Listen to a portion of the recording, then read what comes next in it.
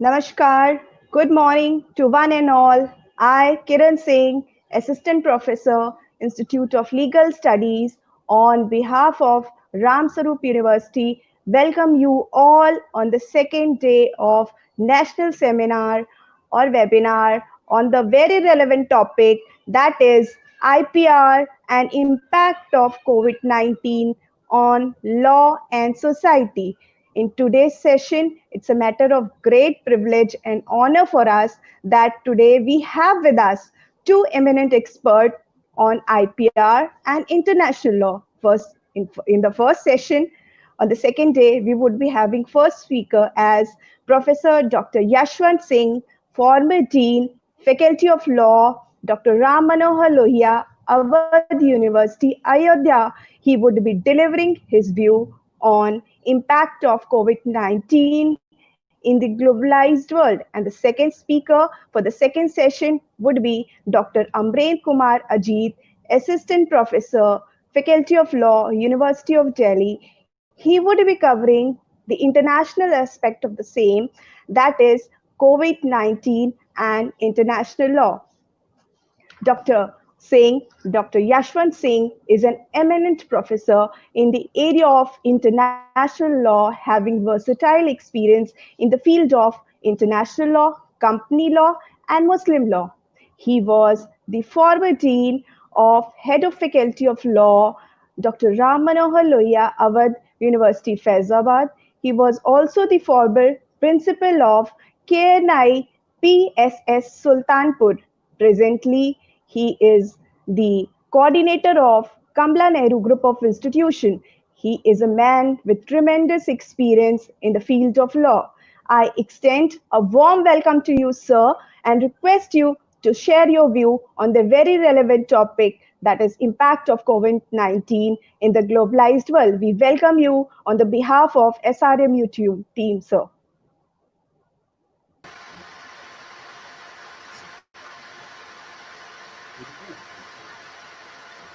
Honorable Dr. A.K. Singh, Vice Chancellor, Dr. Mohan Atahar, Director, Ms. Kiran Singh, Assistant Professor, Dr. Sudhir Awasthi, Convener of the seminar of Sri Ram Sarup University, Varanasi.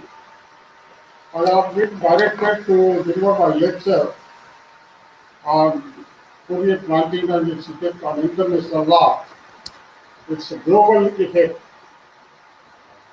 We know it well that we are living in new era of internationalization, era of globalization, era of marketization, era of privatization.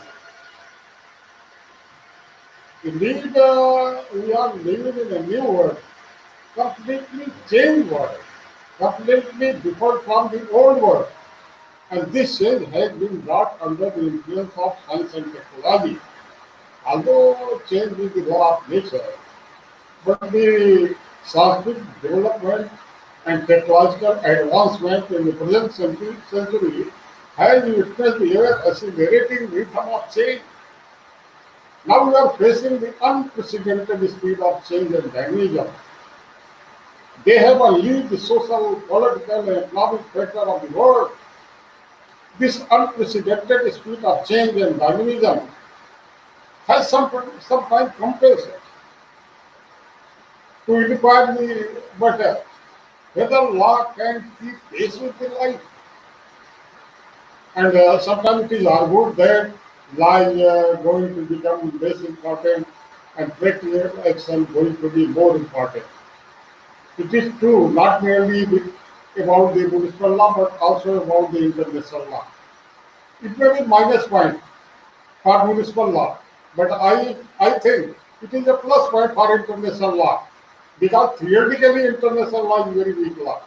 Theoretically international law is not codified law. Theoretically international law has no any legislative machinery to enact it. Even today it depends upon the customs and treaties concluded between the civilized states. Theoretically, there is no sanction behind international law like the municipal law. International Court of Justice has no compulsory jurisdiction. In spite of all these weaknesses, the situation has arisen in such way as to observe the laws of international law practically. It is not possible for any state, it may be developed, developing, or undeveloped, to keep itself aloof from the family of nations. Now there is nothing like distance. The international transportation and communication have reduced, minimized the distance. There is nothing like distance. Entire world has become a globe. We are just facing the concept of global village. सब एक दूसरे के करीब हो गए, एक दूसरे के नजदीक पड़ोसी जैसे होके रह गए. One thing more, it is not era of complete independence. It is an era of interdependence. Socially, economically, politically, all the states are interdependent. Indeed, it is in the common interest of the world society, whose number is proliferating nowadays, to institutionalize the social, political, and economic interdependence and to ensure continuing cooperation in different areas, particularly in the areas like the continuation of international peace and security, elimination of race power, prevention and punishment of international crime, exploration and exploitation of natural resources, prevention of pollution, and so on. So all these fields of interdependence of the states, which is the necessity of the day, international transportation and international communication, international trade, and international intercourse in other fields, have undoubtedly strengthened the value of international law. Theoretically, it may be a weak law, but practically, it is now effective law. And it happens so only because of the concept of global village. एक world government की हम कल्पना करने लगे हैं, विश्व सरकार की एक दूसरे के नजदीक आ गए हैं करीब आने. हालांकि ताजुब है, जहाँ संसार की दुनिया मिल गई वहाँ एक इनक्यूरेबल डिजीज ने सोशल डिस्टेंस पैदा कर दिया, जिसपे हमको आपको बोलना.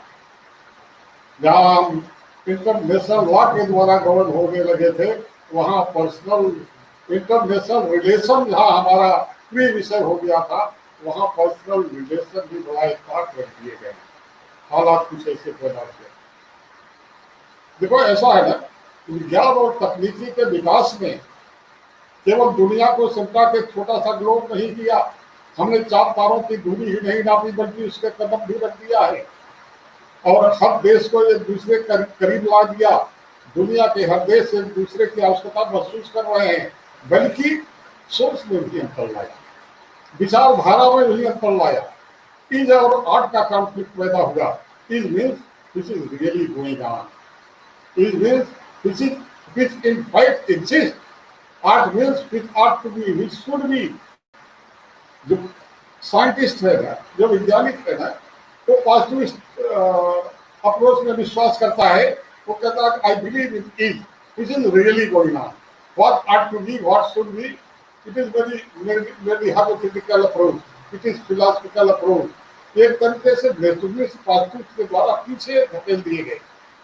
और इस पॉजिटिविस्ट का जो डोमिनेशन हुआ, मैं डिटेल में नहीं जा रहा हूँ, संक्षेप बता रहा हूँ. Mainly because of domination of positivist approach, we compared to just two devastating world wars, First World War and Second World War. After First World War, League of Nations was established. जिसका उद्देश्य था to have the peaceful settlement of international disputes. But this league failed in its object. अब यही कारण था कि द्वितीय विश्व युद्ध हो गया, ये अपने मकसद में कामयाब नहीं हो पाई.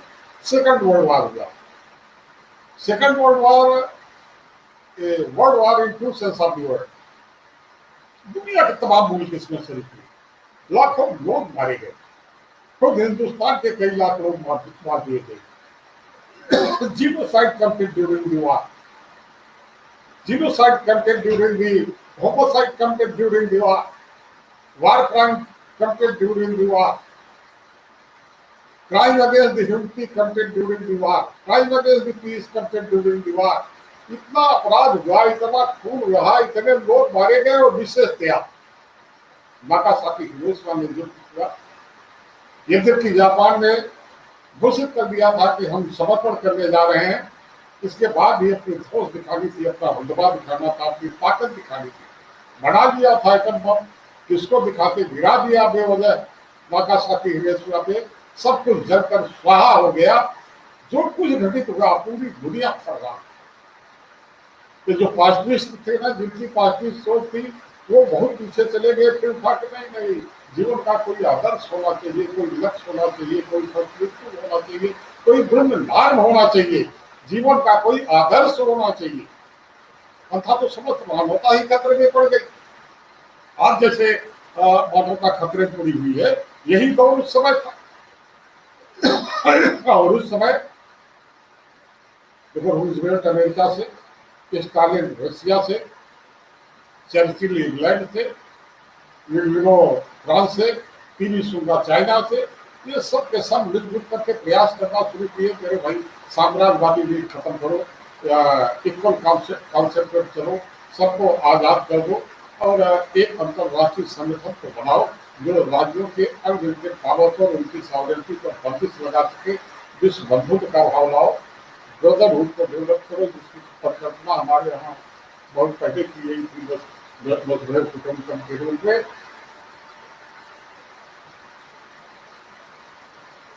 फिलहाल विभिन्न कन्वेंशन के द्वारा, विभिन्न सेमिनार के द्वारा अपने चलते चलते उसमें में नहीं जाता। 24 अक्टूबर 1945 को यूनाइटेड नेशन चार्टर साइन कर दिया।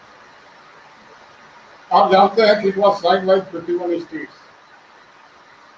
ये वो वक्त था, यहाँ इतना भी जानना जरूरी है, वक्त था when most of the Asian African countries were under the suzerainty of European power. जो 51 आए थे, यदि British India was also one of them.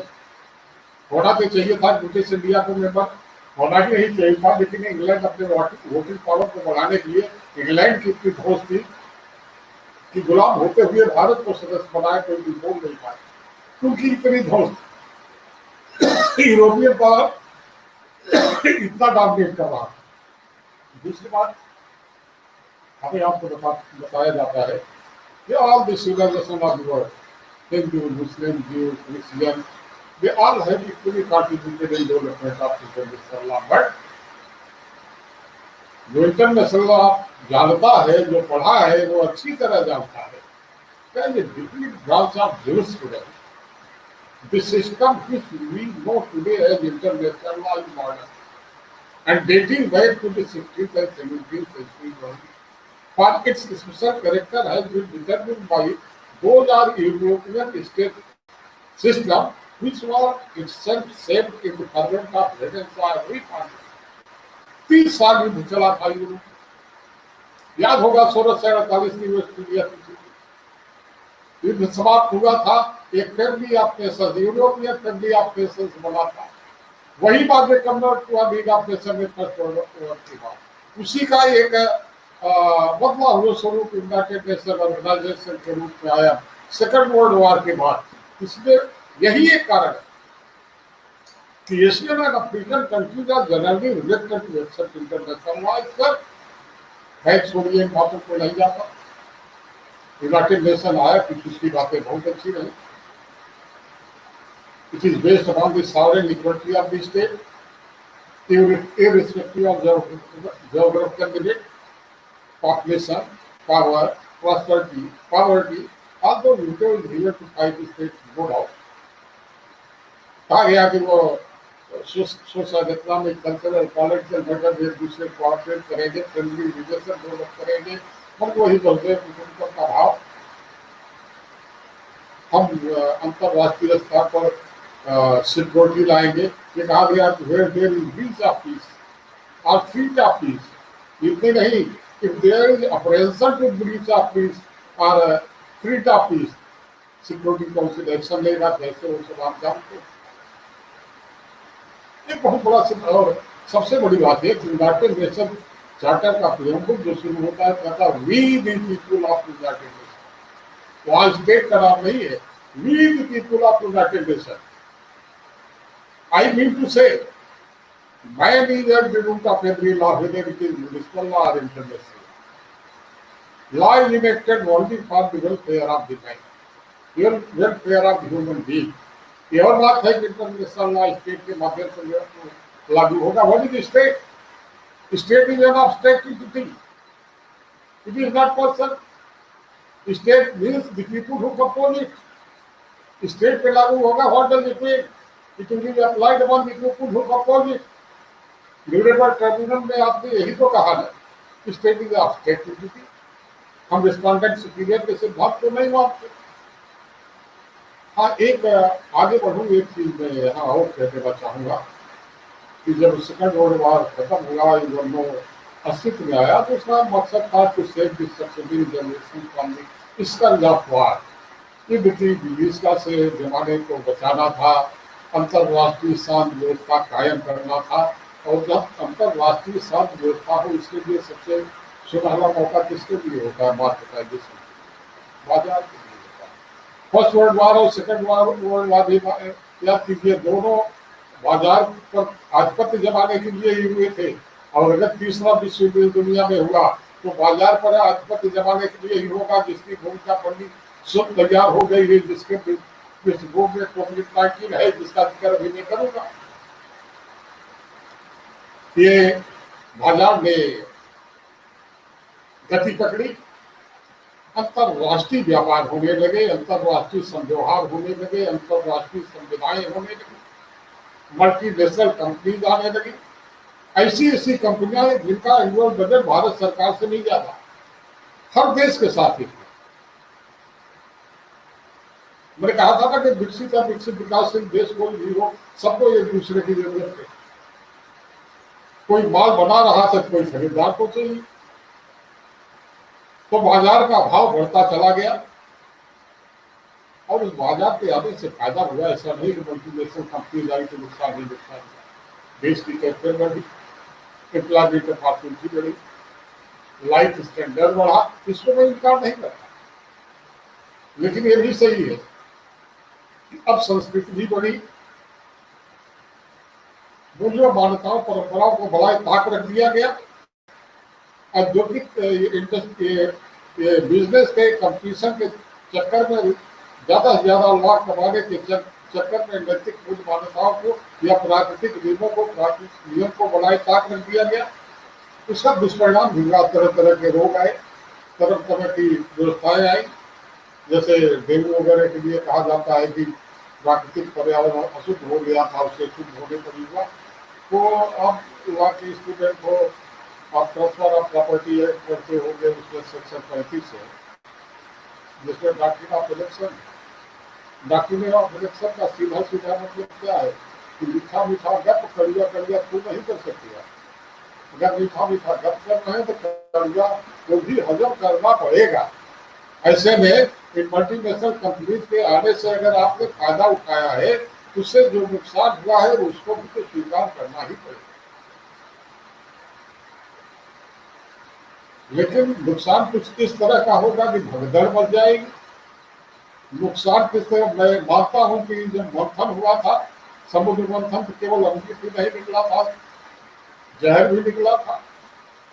अमृत पाप देवों ने कर लिया. ये जो इंटरनेशनल ट्रेड है ना, इंटरनेशनल ट्रांसपोर्टेशन है ना, इंटरनेशनल ट्रांसैक्शन है ना, या इंटरनेशनल जितने से व्यवहार है, इंटरनेशनल आवागमन है ना, ये फिल्मों के बीच है. पूरी दुनिया के 15-20% लोगों को बकिया लोग क्या अमृत को वही पिए थे. जो जहर उससे निकला, आज वो प्रवासी मजदूर पीता, आम जन पी. वो हवाई जहाज के माध्यम से कहते हैं यात्रा करते हुए कोरोना का वायरस आया हुआ था, जो जन सामान्य कक्षा में है. अभी मैं उन सब बातों पे आता हूँ. यूएनओ बना, यूएनओ ने एक निश्चित उद्देश्य तो बनाए ही. यूएनओ ने सबसे पहले universal declaration of human right या मानवाधिकारों की सार्वभौमिक घोषणा, क्योंकि मानवाधिकारों का हनन हुआ, मानवता कराह होती थी, काम होती थी. उसी की सुरक्षा संरक्षा के लिए universal declaration of human right हुआ, जिसमें तमाम देशों ने अपनी भागीदारी सुनिश्चित की और रेटिफाई उनकी विदाई कार्य किया। और भी तमाम एजेंसीज बनी, जैसे वर्ल्ड बैंक बना, इंटरनेशनल मॉनेटरी फंड बना, इंटरनेशनल ऑर्गेनाइजेशन बना, यूनेस्को बना, to support the social and economic justice, world trade organisation बना to regulate the trade internationally, world health organisation बना to provide the health each and everyone. दुनिया भर की बातें हुई, बड़े बड़े अच्छी अच्छी बातें हैं। और ये जान लो, जो स्पेशलाइज्ड एजेंसीज बनी उसको राज्यों ने अपने स्टैट्यूट लॉ में कन्वर्ट किया। फंडामेंटल राइट या humanitarian law, they all are introduced in the Indian Constitution. भारतीय संविधान के भाग 3 में स्वीकार किया गया। ह्यूमैनिटेरियन लॉ में राज्य और राष्ट्रीय स्तर पर मानवाधिकार आयोग बने। इंटरनेशनल लेबर ऑर्गेनाइजेशन के आधार पर हमारे यहाँ लेबर लॉज बने।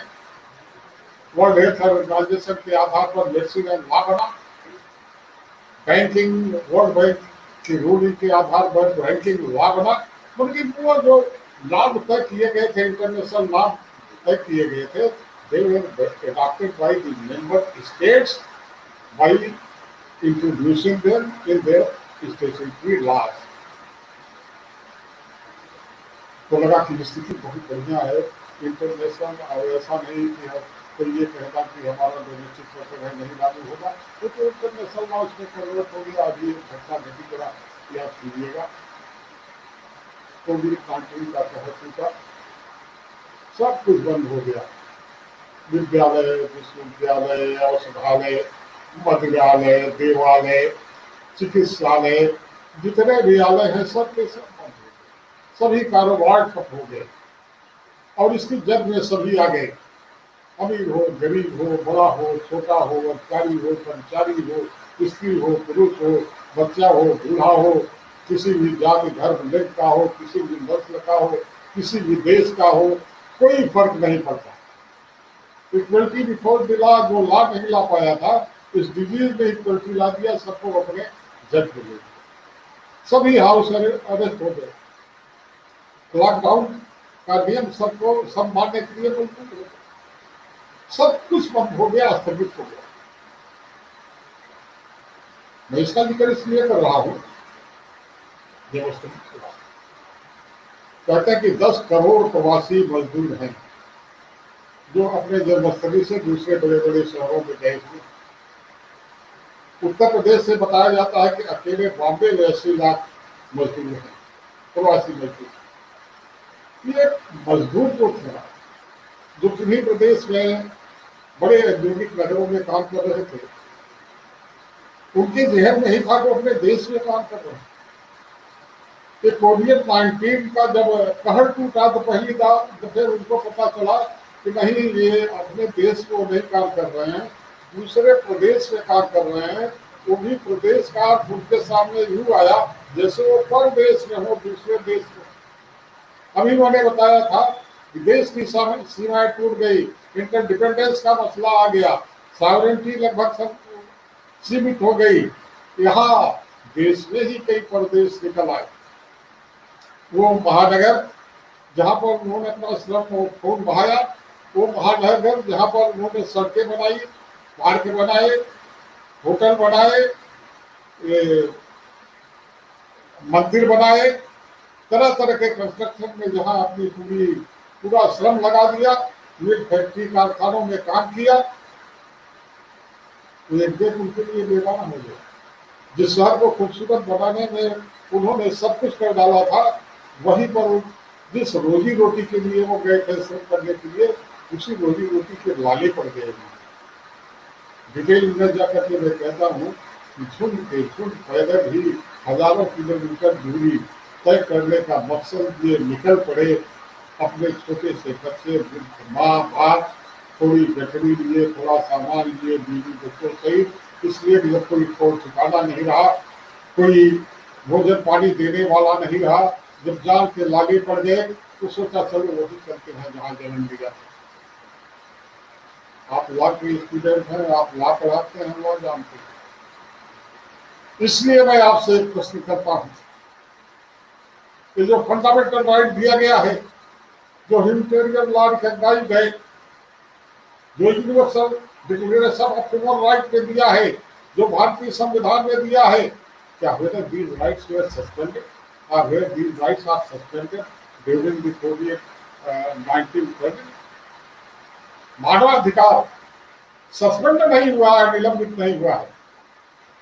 कोई ऐसी इमरजेंसी नहीं लागू हुई कि मानवाधिकार से, ठीक है हाउस अरेस्ट हमारा है, लेकिन हमारा मानवाधिकार सस्पेंड नहीं हुआ है। आप कहते हो कि पूरी गौरव और गरिमा के साथ लाइफ और लिबर्टी का अधिकार हम आपको देते हैं, गारंटी दे रहे हैं, आप हमारा फंडामेंटल राइट बता रहे हैं। जीने के अधिकार का क्या मतलब है? किसी तरह से घिसपिट करके जीना। जीने का मतलब होता है शुद्ध हवा, पानी, भरपेट भोजन, निवास की व्यवस्था, न्यूनतम आवश्यकताओं की पूर्ति और निर्भरता के वातावरण में जीना। जीने का मतलब ये होता है। ये हमारा हाई कोर्ट और सुप्रीम कोर्ट, क्षमा कीजिएगा, ये हमारे उत्तर प्रदेश या राष्ट्रीय स्तर के मानवाधिकार आयोग और खासतौर से महिला आयोग से मैं कुछ प्रश्न करना चाहूंगा। कुछ दिन पहले इलाहाबाद में कुछ पोस्टर लगे थे। उस पोस्टर पर लखनऊ में जिन लोगों ने तोड़-फोड़ की थी उनके फोटो दिए हुए थे। इलाहाबाद हाई कोर्ट के कोई न्यायाधीश महोदय हैं, उन्होंने स्वतः संज्ञान लेते हुए उत्तर प्रदेश सरकार को जारी कर दिया कि उनके गौरव गरिमा के खिलाफ है, उनके प्राइवेसी में हस्तक्षेप। पूरी दुनिया ने देखा जब वो प्रवासी मजदूर आ रहे थे, एक बैलगाड़ी थी, उस बैलगाड़ी पे पूरा सामान लगा था, परिवार के 5-7 लोग बैठे हुए थे। एक बैल एक तरफ रुका हुआ था, दूसरी तरफ एक नौजवान था, दूसरे व्यक्ति पर भी वो पूरी कर रहा था। कहाँ गई मानव गरिमा, कहा गया मानव गौरव? क्यों नहीं आपने स्वतः संज्ञान लिया? ये कहा गए मानवाधिकारवादी? आपको स्वतः संज्ञान के बड़े आदी बन गए थे ना। आपको उनकी बातें याद आ गई जो कि क्रिमिनल थे, अपराधी थे। उनके गौरव गरिमा की बात याद आ गई, इस श्रमिक के गौरव गरिमा की बात आपको नहीं याद आई। ये वह देश है जहां बाल श्रम शोषण के विरुद्ध बोलने वाले को कौन सा नोबेल प्राइज मिला है। मैंने खुद देखा है सुल्तानपुर की सड़कों पर। मैं कहता हूँ कि ठीक है बॉम्बे से पैदल नहीं आए, झूठ कहा जा रहा है, लेकिन कहीं कहीं से तो पैदल आ रहे थे। जगदीशपुर जयपुर का भी यहाँ दूर पड़ता है, छोटे छोटे बच्चों के गाँव में छाले पड़ गए थे, रो गए। कहाँ गए बाल मजदूर के संदर्भ में बात करने वाले? अभी 2 दिन पहले 3 दिन पहले सुप्रीम कोर्ट ने संज्ञान लिया है। 3 दिन पहले सुप्रीम कोर्ट संज्ञान ले रही है। 1.5 महीने से मसला चल रहा है और यही सुप्रीम कोर्ट कहती है कि justice delayed is justice denied. इतना दिन बाद आपको न्याय देने की सुधे आई, और अगर इतना दिन न्याय देने की सुधे आई है तो इतना दिन आप खामोश क्यों रहे? मैंने देखा है, आपने देखा होगा कि 5-6 महिलाओं को जो पंक्तिबद्ध खड़ी थी, एक दरोगा कोई शर्मा है, लाठियों से पीट रहा था उनके पैरों में। कि कहाँ गई महिला आयोग की सम्मानित सदस्याएं? कभी किसी तरह की कोई आवाज उठी ही नहीं। क्या महिला के साथ छेड़खानी करना ही उनके के विरुद्ध किया गया आचरण है? अदरवाइज उनको लतियाओ, मारो या पीटो, बड़ी सीलवान है, सब बर्दाश्त कर जाएंगे। या वो ये मजदूर क्लास की थी इसलिए आप लोग नहीं बोले? मैं यहाँ ला के प्रोफेसर बैठे, आप लोग इधर उधर सुन रहे होंगे। लॉ एंड वुमेन भी आप पढ़ाते हैं, women and law, women and child. वो लड़के अगर आपसे क्लासरूम में पूछ लेंगे क्या जवाब देंगे? ठीक है, कोविड-19 के खौफ से इंसान दुबका बैठा हुआ है घर में, निष्क्रिय हो गया है। क्या उसके द्वारा बनाया गया फिर विधान भी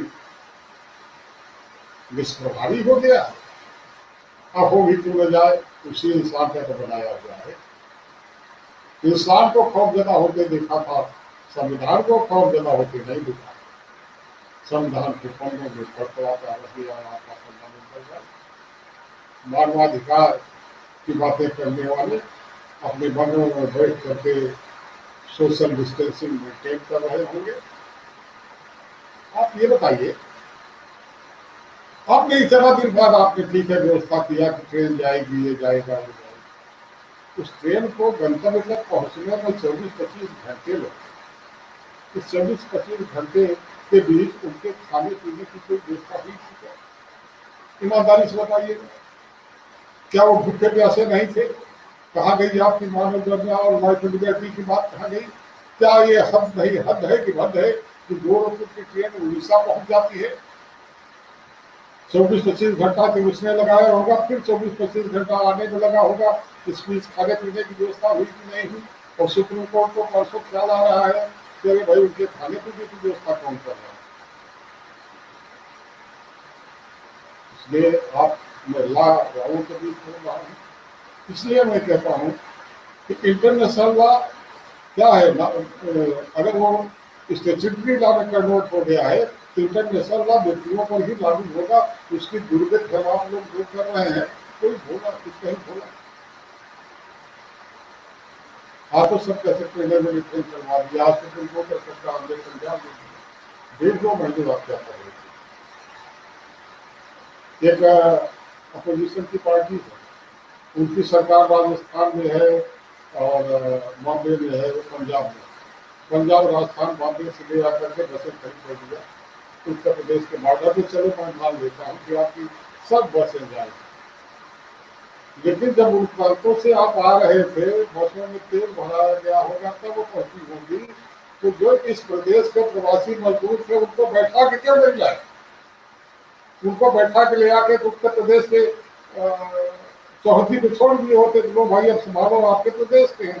तो बात समझ में आ, खाली ले आकर के क्यों खड़ा कर दिया? क्यों दिखा? अमिताभ बच्चन या सोनू सूद कौन है, ये लोग भी बसों से भेज रहे हैं, वही उन्हीं प्रदेशों से भेज रहे हैं, तमाम प्रदेशों से। उन्होंने तो कभी इस तरह की नौकरी नहीं दी। आखिरी आप शुरू कर दिया, पूरा जमाना देख रहा है, इस पर भी राजनीति हो गई। तो सबसे बड़ी बात यह है, देखो मैंने बताया कि तमाम तरह तरह की एजेंसी बनी, संयुक्त राष्ट्र में बड़ा दायित्व संभाला, कहा जाने वाली गतिविधियों से बचाना है। यद्यपि संयुक्त राष्ट्र संघ के स्थापना के बाद 500 के आसपास युद्ध हुए हैं, अभी भी युद्ध जारी है, फिर भी गरीबत है। अभी लीग ऑफ नेशन की तरह इसने अपना महत्व नहीं खोया है, लेकिन जो हालात बन रहे हैं, जरा जो स्थितियाँ बन रही हैं, स्थिति एआई की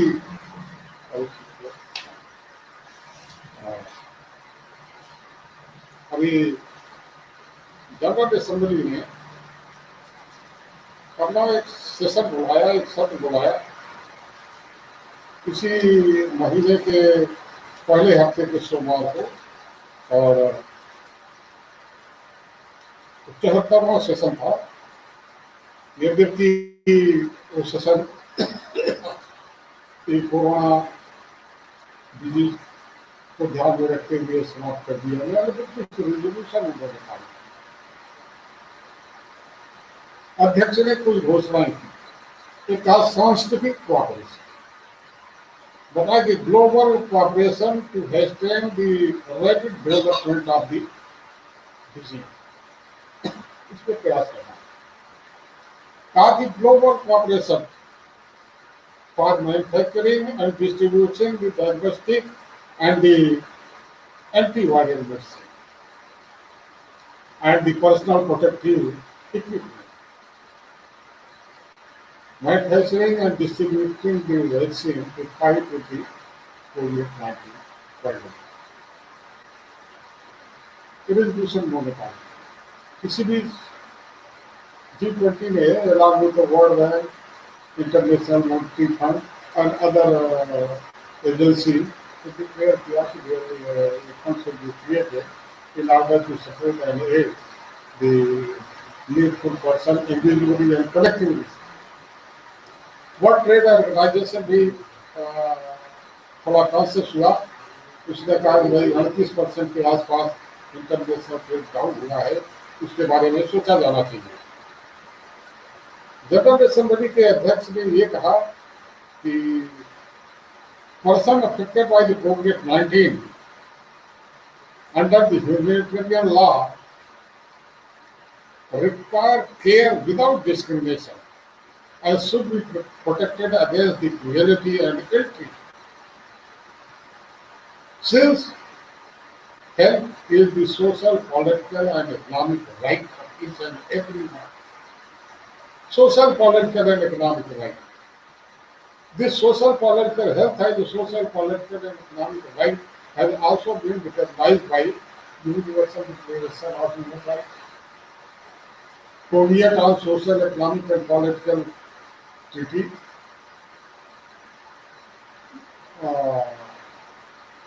Convention on the Right of the Protection of the Disabled Persons, और उन सब का जिक्र अभी थोड़ी देर पहले मैंने किया। वर्ल्ड ट्रेड ऑर्गेनाइजेशन ने इकोनॉमिक प्लेटफॉर्म की बात कही और ये कहा कि हमको मिलजुल करके एक दूसरे को कोऑपरेट करना चाहिए, बिजनेस कहीं समाप्त नहीं होगी। इस समय सबसे बड़ी रिस्पॉन्सिबिलिटी वर्ल्ड हेल्थ ऑर्गेनाइजेशन की बनती है।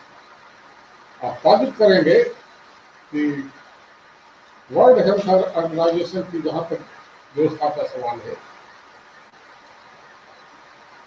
जब चाइना में शुरुआत हुई कोरोना डिजीज की, लोग चेहरे पे मास्क लगा के टहल रहे थे। वर्ल्ड हेल्थ ऑर्गेनाइजेशन के पास अरबों का फंड है, अरबों डॉलर का फंड है और 5 लाख के आसपास अधिकारी और कर्मचारी। आप किस बात के लिए हैं? आपने क्यों नहीं पता किया कि वे मास्क लगा के क्यों टहल रहे हैं? क्या वे चाइना में लोग जैन धर्म के समर्थक हो गए? ऐसा क्यों हो गया? कुछ न कुछ तो हो रहा है। आपने क्यों नहीं पता किया? वो तो गया भाड़ में। जब अमेरिका ने आपको आगाह भी किया कि चाइना ऐसा कुछ कर रहा है, चाइना का ये दोष है कोविड-19 को फैलाने में, तो आपने पहले तो प्रथम दृष्टिया मना कर दिया कि नहीं, ऐसा कुछ नहीं है। आपने पैंडेमिक इस रोग को पैंडेमिक घोषित करने में 1.5 महीने लगा दिया। आपने कहा ये एपिडेमिक, ये पैंडेमिक नहीं है। 213 देखते देखते 213 देशों में छा गया है। यानी कि दुनिया में जितने देश हैं सबके वर्ल्ड वाइड इफेक्ट जब हो गया और अमेरिका ने जब कहा कि हम अपना फंड बंद कर रहे हैं और आज 7 बजे सुबह जैसा मैंने सुना कि अमेरिका ने अपनी मेंबरशिप वर्ल्ड हेल्थ ऑर्गेनाइजेशन से वापस ली, तब जाकर के आपको ख्याल आया। आपने कहा ये पैंडेमिक। फिर आपने World trade Organisation, World Bank वगैरह से मिल करके, ठीक है अभी हम सकते हैं 1 हफ्ता पहले आपके ही वर्ल्ड बैंक के सहयोग से करीब 1 से 60 अरब डॉलर सब देशों को डिस्ट्रीब्यूट किया गया उनकी स्वास्थ्य सेवाओं के लिए। लेकिन एक सवाल यह है कि इस बात का क्या हुआ अगर ये कहा जा रहा है कि अमेरिका के किसी खाली चाइना के किसी लैब में किसी प्रैक्टिकल के दरमियान बायोटेक्निकल के दरमियान ये अनसीन वायरस पैदा हुआ, इसकी इंक्वायरी की जाए। क्या आपने कोई कमेटी ऐसी बनाई? क्या इंक्वायरी करने के लिए कमेटी बनाई कि क्या वो चाइना गया, क्या चाइना ने क्या उसको कॉपरेट किया, क्या उसकी रिपोर्ट क्या हुई, आपने जमाने को बताया? तो जबकि अमेरिका ये कहता है कि China is under an liability to provide the damages, हम वसूल में रहेंगे। केस उन्होंने कर दिया। ये केवल तमाशा है। Since international court of justice ने जो कंपल्सरी दे दी, अगर हो भी जजमेंट दे भी तो वीटो है चाइना के पास, आप उसको लागू कैसे करें? वो मना कर दे तो आप कैसे लागू करें?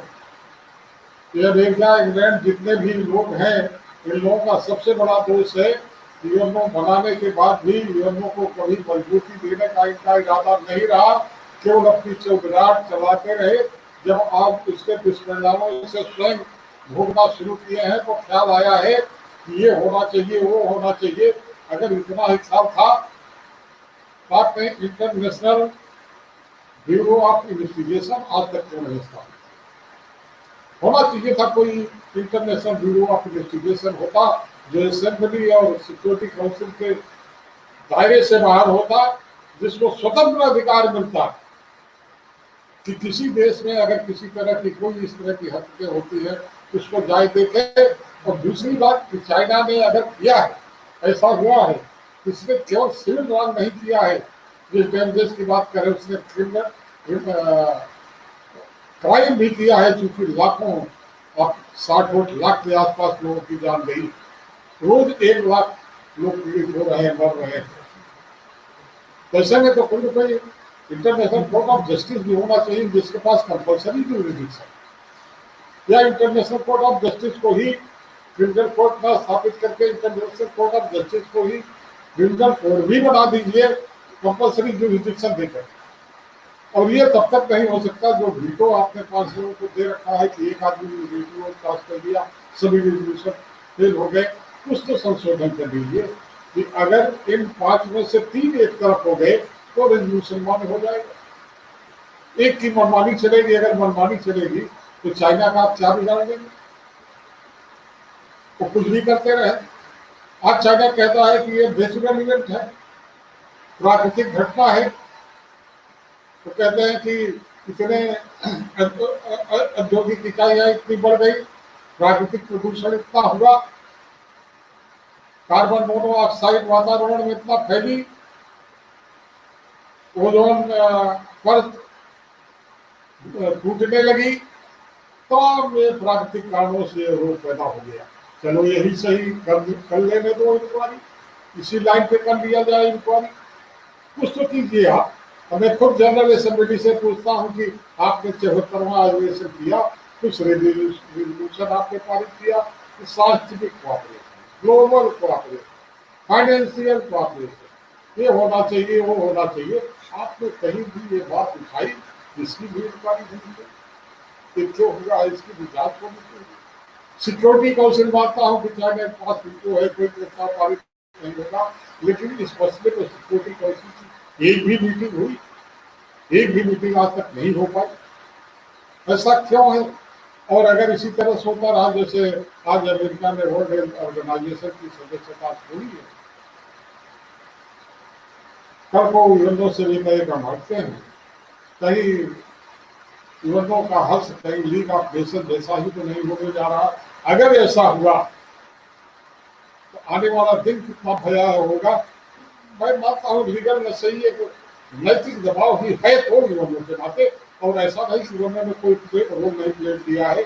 आप लोग यहाँ के स्टूडेंट है, पढ़े होंगे कि कई अच्छे अच्छे काम भी किए हैं, कई अच्छे मसलों का निपटारा भी उन्होंने किया है। ठीक है, कई जगह असफल हुए हैं लोगों के वीटो के नाते, लेकिन जहाँ वीटो लोगों ने नहीं इस्तेमाल किया है वहाँ पर उन्होंने अपने कार्य में सफल भी हुआ है। सोशियो इकोनॉमिक जस्टिस को काम करने में काफी जैसे रोग को खत्म करने में ऑर्गेनाइजेशन का बड़ा रोल रहा है, सब कुछ रहा है। यद्यपि आज एक बात ये कही जाती है तो 1918 में एक रोग आया था, स्पेनिश फ्लू, 5 करोड़ लोग मरे थे। 3 साल तक उस रोग का प्रभाव था। भारत में 1 करोड़ 12 लाख लोग मारे गए थे। निराला जी की पत्नी उसी मरी थी। महात्मा गांधी स्वयं उससे पीड़ित हुए थे। महात्मा गांधी की माती उससे मारी गई थी। 1918 से अब तक लेकर के सैकड़ों साल गुजर गए, आपकी साइंस टेक्नोलॉजी ही नहीं डेवलप की है, आपका मेडिकल साइंस इतना डेवलप कर गया है। उस समय आप असहाय थे, आज भी आप असहाय हैं। ये सबसे पीड़ा का विषय है। आपकी जो स्थिति 1918 में थी वही स्थिति आज भी। क्या यूं कहा जाए कि आपने केवल सामरिक आयुध या गोला बारूद बम ये सब बनाने में अपनी ताकत लगा दी कि किसी क्षेत्र में उतनी ताकत आपने अनुसंधान के बारे में नहीं लगाई, इतना कैपिटल नहीं खर्च किया, इसलिए ऐसा कुछ नहीं। अब कई रोग आज भी लाइलाज बने। और चाइना है उसकी तरफ लोगों का ध्यान न जाए, उससे कोविड-19 के बारे में बात न की जाए, उसकी कोई इंक्वायरी न की जाए, तो तरह तरह के बहाने ढूंढ रहा है। आप जानते हैं करीब 35-40 चाइना की कंपनियों को अमेरिका ने ब्लैक लिस्टेड कर दिया। तमाम कंपनियां वहां से भाग रही हैं, जापान की कंपनी भी भागी। कुछ न कुछ है था, चाइना ये न कहता कि भारत इसको अपना अवसर न माने। भारत जो है वो औद्योगिक हब बनने की स्थिति में नहीं है। आज भारतीय सीमाओं पर जो तनाव चाइना पर कर रहा है, तो उसका कारण एक है कि देखो, मैंने कहा ना कि बाजार का वक्त है, कंपनियां भाग रही तो उनको बाजार चाहिए और उसके लिए भारत तैयार बैठा। ऐसा उसको लगता है, ऐसा उसको दिखता है। वो केवल ये प्रमाणित करना चाहता है कि भारत में हालात अच्छे नहीं, भारत में स्थितियां अच्छी नहीं है। व्यवसाय करने वाला वहीं जाएगा जहां अमन चैन शांति हो। भारत में शांति नहीं है, भारत में अनारकी है। इतना दबाव बनाए रखो कि लोगों को यकीन न होने पाए, लोगों को लगे कि पता नहीं इंडो चाइना वार कब हो जाएगा। ऐसे में उधर जाने से वो अपने को रोके। दूसरी बात है, अभी ट्रंप साहब बार बार कह रहे हैं कि मैं मध्यस्थता करने के लिए तैयार, जबरदस्ती की मध्यस्थता करने के लिए। काहे मध्यस्थता करने के लिए तैयार? एक कदम और आगे बोल गए कि मोदी से मेरी बात हुई। मोदी का विचार चाइना के बारे में ठीक नहीं, और चाइना कह रहा है कि भाई भारत में भी अवसर है, हम मिल बैठ करके तय कर लेंगे कौन कौन होकर। ऐसे में भारत को यहाँ सावधान होना चाहिए। वो कूटनीति से काम को चलाए, कहीं किसी की मंशा भारत के कंधे पर रख करके बंदूक चलाने की तो नहीं। अगर ऐसा हुआ तो भारत रणक्षेत्र बन जाएगा, और मैं जानता हूँ कि मौजूदा नेतृत्व ऐसा होने नहीं देगा।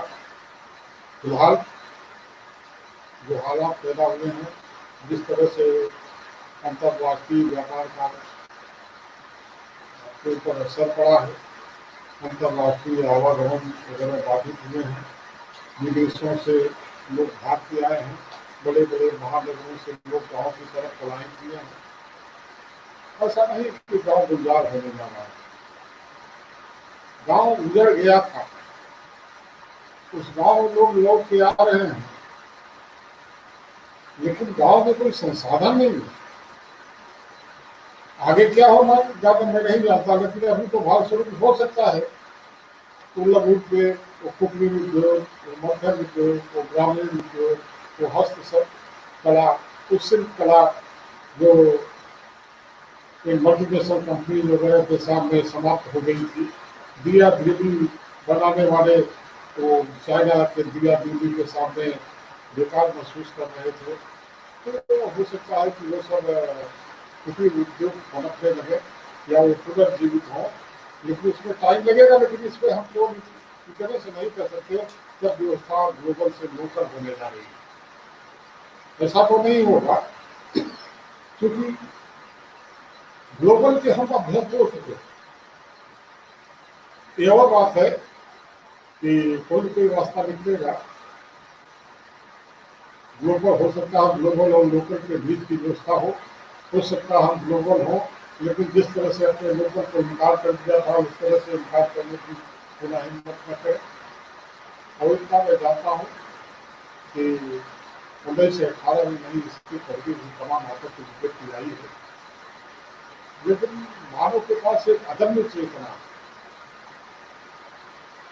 तो किसी भी विषम विपरीत परिस्थितियों में शिथिल हो सकती है,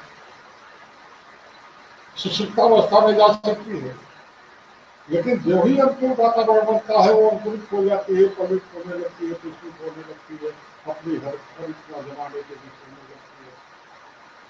इसलिए आज हताश निराश होने की बात नहीं है। और फिलहाल मैं जिन मूल्यों मान्यताओं का हूँ, जिस देश में पला बढ़ा हूँ, जिन परंपराओं का हूँ, उसमें लोग ईश्वर में विश्वास करते हैं, मैं भी विश्वास करता हूँ। लोग प्रकृति के शाश्वत सत्य में विश्वास करते हैं, मैं भी विश्वास करता हूँ। इस बात को तो मानना पड़ेगा, इस प्रकृति के शाश्वत सत्य को स्वीकार करते हुए प्राकृतिक न्याय और प्राकृतिक विधि को ध्यान में रखते हुए। देखिए, हमारा विज्ञान जो बढ़ाव क्या है, प्रकृति के बाह्य रहस्यों की जानकारी हासिल करना है तो विज्ञान है। जैसे लॉ ऑफ ग्रेविटी है, आपने थोड़े पैदा कर दिया, गुरुत्वाकर्षण का सिद्धांत तो पहले से ही प्रकृति में था, जिज्ञासा आपको जागी, आपने पता कर दिया। ठीक उसी तरह से जितने भी वैज्ञानिक आविष्कार हुए हैं, विकास हुए हैं, वो सब सिद्धांत every action gives equal and opposite results. ये क्या है? प्रकृति का नियम है, ये था। तो ये जो कुछ हमने विज्ञान के माध्यम से जाना है, तो सब प्रकृति के बाह्य रहस्यों की जानकारी ही तो है। जैसे आपको बताओ, twice less two equal to twice less two, क्या है विज्ञान? ये science. Twice less two plus two equal to twice less two, पानी बनता है, ये तो विज्ञान है। और पानी मानव की प्यास हो जाता है, जीव जंतुओं की प्यास हो जाता है, वनस्पतियों को परिक्रमा देता है, ये क्या है? तो जब तक विज्ञान मनुष्य की उपयोगिता की तरफ बढ़ता हुआ विध्वंसकारी प्रवृत्ति की तरफ नहीं मुखातिब होगा, तब तक हम अपने को सुरक्षित मान सकते। लेकिन जब हम सृजन और संहार प्रकृति के दोनों अधिकारों पर अनाधिकार हस्तक्षेप करने लगेंगे, तो कोई अनसीन कोरोना बैक्टीरिया पैदा होगा, ऐसा बैक्टीरिया जो अनसीन है, इनक्योरेबल, ऐसा दुश्मन जो अदृश्य है, लेकिन जिसकी कोई मार नहीं, जो हमको आपको निष्क्रिय किए बैठा गया। प्राकृतिक आपदा भी हो सकती है, प्राकृतिक विपदा भी हो सकती है। क्या आज भी हम तैयार होंगे? हम अपने औद्योगिक ढांचा को खड़ा तो करेंगे, लेकिन ओजोन गैसों की बड़ी मात्रा में रिसाव की कीमत पर नहीं, वातावरण में इतना ज़्यादा कार्बन डाइऑक्साइड छोड़ सकते नहीं, वायुमंडल को इतना प्रदूषित करते नहीं, नदियों को इतना गंदा करते नहीं, ग्लेशियर पिघल रहे हैं, गर्मी बढ़ रही है, प्रकृति अपना प्रकोप दिखा रही है। अरे भाई, आप इतना देखिए, हमने तमाम ऐसे रसायन पैदा किए, तो उसके नाते तमाम कीट पतंग, तमाम पशु पक्षी दुनिया से खत्म हो गए या खत्म होने के करीब। फसलें तो लहराने लगी, लेकिन तमाम जीव जंतु खत्म हो गए, दिखाई नहीं। तो तमाम चिड़िया जो चहचहाती थी, वो सब खत्म हो गई। तो जीव जंतु ही खत्म होते रहेंगे। रसायनों का असर जीव जंतुओं पर, पतंगों पर इंसान पर नहीं होगा। तो जो खत्म हुए, उनको भी किसी तरह की बीमारी हुई होगी। याद जो हो रहा है, वो भी एक तरह की बीमारी तो है। इसका प्राकृतिक कारण भी हो सकता है, इस बारे में भी हमको सचेत रहना चाहिए। और जहाँ तक अमेरिका की बात है, भारत की बात है, तो केवल राजा पर खर्चे करने की बात है। भारत और चाइना, अमेरिका तड़प रहा है, बाजार उसके हाथ से निकलती चली जा रही है, बेरोजगारी वहाँ चरम पे हो गई है, उसको कुछ हो ही नहीं रहा है। ऐसे में कोई न कोई ऐसा व्यक्ति या ऐसा देश तलाशना चाह रहा है कि उसको आगे आना पड़े, बल्कि उसके कंधे पे मजबूत रख करके उसके जो प्रतिनिधि हैं उससे निपटे। इसके लिए भारत को सावधान होना पड़ेगा। नई शब्दों के साथ हमने आप सब साथियों को, इन सभी को, जिन लोगों ने मुझे असिस्ट किया, यहाँ डॉक्टर प्रकाश तिवारी, डॉक्टर सुशील कुमार सिंह, निश्चित डॉक्टर महेंद्र भरत को, वो मेरे स्टूडेंट भी रहे हैं, आज भी वो मुझे याद कर लेते हैं, इसके लिए उनको धन्यवाद देता हुआ। और अभी वो लड़की क्या नाम था, किरण सिंह, जिन्होंने मेरे स्वागत में कुछ बातें कही, धन्यवाद देता हुआ आपको भारत को बता देता।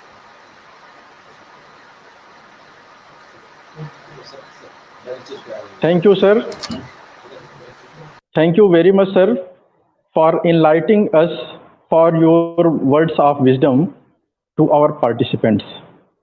and especially as you mentioned the role of United Nations organs, especially the role of International Court of Justice and Security Council's role, and as well as the role of our uh, lawmaking machinery as well. Dear participants, now we will proceed for the next session for this webinar, which is on topic COVID-19 and international law. Myself, Dr. Prashant Kumar Srivastav, on behalf of Institute of Legal Studies, Sri Ram Sarup Memorial University, extend warm welcome to our learned speaker, Dr. Amrendra Kumar Ajit. He is an experienced assistant professor of Faculty of Law, University of Delhi, having areas of interests in international law, intellectual property rights, law of torts, biotechnology law, and legal research. After completing his LLB and LLM from Banaras Hindu University with UGC Merit Scholarship, Dr. Amrendra has done PhD from National Law University, Odisha, Cuttack, in human gene patenting.